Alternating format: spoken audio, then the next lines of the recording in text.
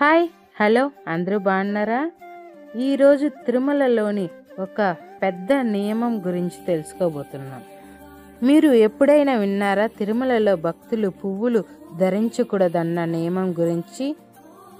ఈ నియమం వెనుక ఉన్న కారణం ఎంతో విశేషమైనది, అంతే భక్తితో కూడినది కూడా. పురాణాల ప్రకారం తిరుమలను కలియుగ వైకుంఠంగా పరిగణిస్తారు. శ్రీ వెంకటేశ్వర స్వామి అర్చన అలంకరణ ఎంతో ఇష్టపడే దైవం.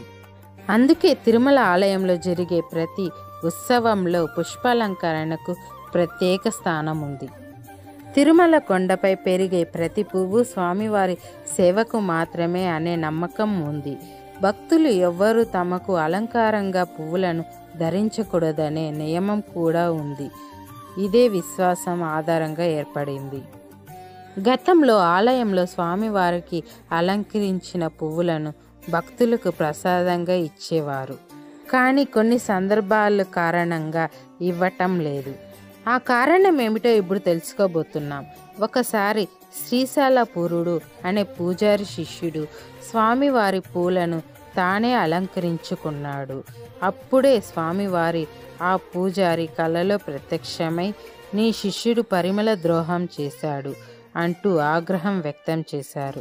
అప్పటి నుండి తిరుమల కొండపై వెలసిన ప్రతి పువ్వు స్వామివారి పాదసేవకే ఉపయోగించాలి అనే కఠిన నియమం అమలులోకి వచ్చింది.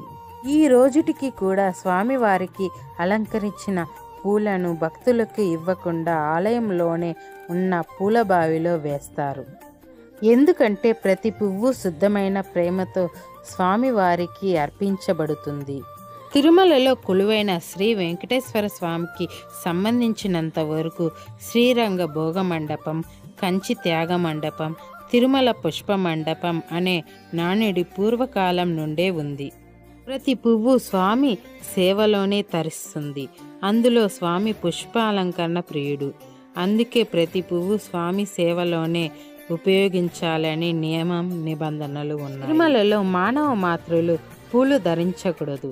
రోజు స్వామివారి సేవ కోసం ఎన్నో రకాల పూలను ఉపయోగిస్తారు. స్వామికి రోజుకి 2 సార్లు తోమాల సేవ నిర్వహిస్తారు. పుష్ప కైకల్యం చేస్తారు.